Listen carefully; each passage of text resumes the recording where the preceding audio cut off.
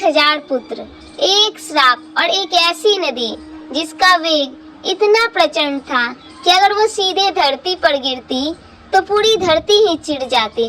फिर किसने रोका उस वेग को, और क्यों एक राजा ने इसके लिए वर्षों तक अपना पूरा जीवन तप में समर्पित कर दिया। आज हम सुनते हैं गंगा अवतरण की कथा, त्याग, धैर्य और असीम प्रेम की एक ऐसी गाथा जिसने भारत की सबसे पवित्र नदी को जन्म दिया। हर हर महादेव। सोल वेद की 30 डेज ऑफ सावन स्टोरीज के डे 21 में आपका स्वागत है। गंगा अवतरण की कथा रामायण के बालकांड, महाभारत और भागवत पुराण सहित कई ग्रंथों में मिलती है। अलग अलग ग्रंथों में कथा के विवरण में कुछ भिन्नता पाई जाती है, पर मूल घटनाक्रम भगीरथ की तपस्या और शिव जी की जटाओं में गंगा का अवतरण लगभग सभी परंपराओं में समान रूप से मिलते हैं।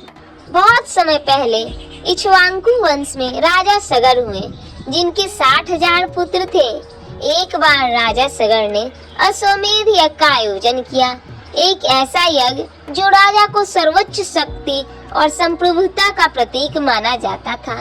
पर देवराज इंद्र इस यज्ञ की सफलता से भयभीत होकर यज्ञ के घोड़े को चुराकर कपिल मुनि के आश्रम के पास बांध आए, शायद इसी उम्मीद में कि इससे कोई बड़ा विवाद खड़ा हो जाए। राजा सगर के 60,000 पुत्र घोड़े को खोजते हुए अंततः कपिल मुनि के आश्रम पहुँचे। घोड़े को वहां देखकर बिना पूरी सच्चाई जाने उन्होंने गलतफहमी में कपिल मुनि पर आक्रमण करने की कोशिश की। कपिल मुनि जो गहन तपस्या में लीन थे, इस अचानक हुए आक्रमण से क्रोधित हो उठे। उनकी तपस्या की शक्ति से निकली अग्नि ने एक ही क्षण में राजा सगर के 60,000 पुत्रों को भस्म कर दिया। ये एक भयंकर त्रासदी थी। इतने सारे प्राण एक गलतफहमी की वजह से समाप्त हो गए और उनकी आत्माओं को मुक्ति नहीं मिल पाई, क्योंकि उनका अंतिम संस्कार ठीक से नहीं हो सका था। पीढ़ियां बीत गई। राजा सगर के वंशज राजा भगीरथ सिंहासन पर बैठे।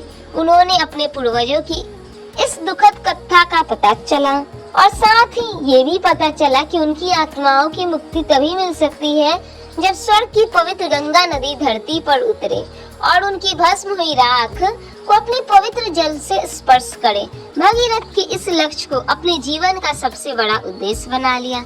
उन्होंने राजपाट त्याग कर वर्षों तक जंगलों में कठोर तपस्या की, बिना अन्न जल के सिर्फ एक ही इच्छा लिए, अपने पूर्वजों की मुक्ति।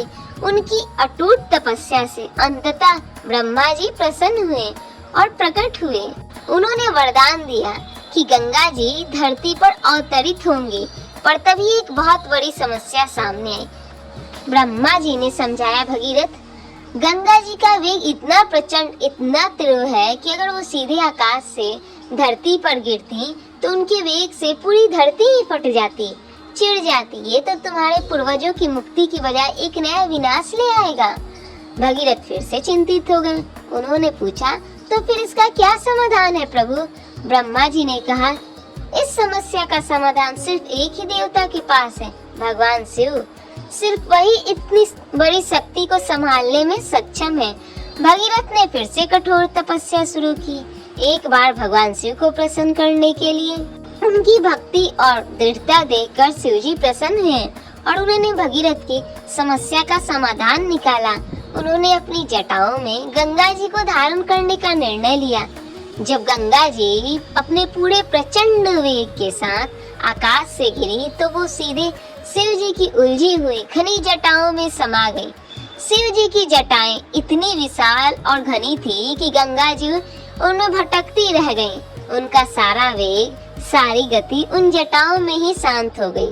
फिर शिव जी ने बड़े प्रेम और धैर्य से धीरे धीरे एक पतली सी धारा अपनी जटाओं से धरती की ओर छोड़ी। यही धीमी शांत धारा आगे चलकर गंगा नदी बनी। भगीरथ इस धारा के पीछे पीछे चले, उन्हें रास्ता दिखाते हुए, और आखिरकार गंगा जी अपने पूर्वजों की भस्म तक पहुंची और उन्हें मोक्ष प्रदान किया। देवी सुरेश्वरी भगवती गंगे त्रिभुवन तारणी, तरल तरंगे शंकर मौली विहारणी, विमले मम मतिरासताम त्वपादकमले। हे देवी गंगा, हे देवताओं की ईश्वरी, हे भगवती, तीनों लोकों को तारने वाली, चंचल तरंगों वाली, शंकर जी के मस्तक पर विहार करने वाली, हे निर्मल गंगा, मेरा मन सदा आपके चरण कमलों में लगा रहे। इस कथा से हमें दो बहुत गहरी सीख मिलती है। पहली, भगीरथ का अथक प्रयास जिसने वर्षों तक तपस्या से एक असंभव से लगने वाली काम को संभव बना दिया, इसीलिए आज भी किसी बहुत कठिन दीर्घकालिक प्रयास को भगीरथ प्रयास कहा जाता है। और दूसरी, शायद उससे भी गहरी, शिव जी की भूमिका हमें सिखाती है कि सबसे बड़ी शक्ति को भी संभालने के लिए विनम्रता, धैर्य, सूझबूझ चाहिए। अगर शिव जी ने अपनी जटाओं का सहारा ना लिया होता, अगर उन्होंने गंगा जी के वेग को सीधे धरती पर छोड़ दिया होता, तो वे वेग विनाश ही लाता। शक्ति को नियंत्रित करना शक्ति पाने से कहीं ज्यादा कठिन काम है। आज के जीवन में भी जब हमारे सामने कोई बहुत बड़ी चुनौती, कोई बहुत बड़ी जिम्मेवारी आती है, तो हम भगीरथ जैसा धैर्य और शिव जी जैसी सूझबूझ चाहिए होती है। कई बार हमारे पास संसाधन होते हैं, ऊर्जा होती है, पर हम उसे सही तरीके से चैनलाइज नहीं कर पाते। नतीजा, वो ऊर्जा फायदे की बजाय नुकसान पहुंचाती है। जैसे गंगा जी का अनियंत्रित वेग विनाश लाता, वैसे ही हमारी भी अनियंत्रित भावनाएं, अनियंत्रित महत्वाकांक्षाएं कई बार हमें ही चोट पहुंचाती है। सही दिशा, सही गति और सही धैर्य, यही किसी भी बड़ी शक्ति को सार्थक बनाता है। आज गंगा जल से घर में छिड़काव कीजिए, अगर उपलब्ध हो तो भगीरथ जैसा दृढ़ता को याद करते हुए अपने किसी अधूरे लक्ष्य के प्रति फिर से संकल्पित होइए। आज सोचिए, आपके जीवन में कोई ऐसी शक्ति या ऊर्जा है जिसे सही दिशा देने की जरूरत है। हे माँ गंगा, हे भोलेनाथ, हमें भागीरथ जैसा धैर्य दीजिए जो संभव को भी संभव बना सके, और हमें वो सूझबूझ दीजिए जिससे हम अपनी हर शक्ति को विनाश की नहीं, सृजन की दिशा में ले जा सके। गंगा जल और अन्य शुद्ध पूजन सामग्री सोलवेद के स्केट प्रोडक्ट्स में ऑथेंटिक सोर्सिंग के साथ उपलब्ध है, वेरीफाइड सप्लायर्स से, ताकि आपकी पूजा में शुद्धता की कोई कमी ना रहे। कल सुनिए दक्ष यज्ञ और वीरभद्र की कथा, भगवान शिव के जीवन के सबसे मार्मिक प्रसंगों में से एक, जिसमें सती के त्याग की गाथा भी जुड़ी है। और इस वीडियो को लाइक, शेयर और इस चैनल को सब्सक्राइब करना ना भूलें, ताकि रोज की कथा आपसे ना छूटे। सोलवेद, योर एवरीडे स्पिरिचुअल डेस्टिनेशन।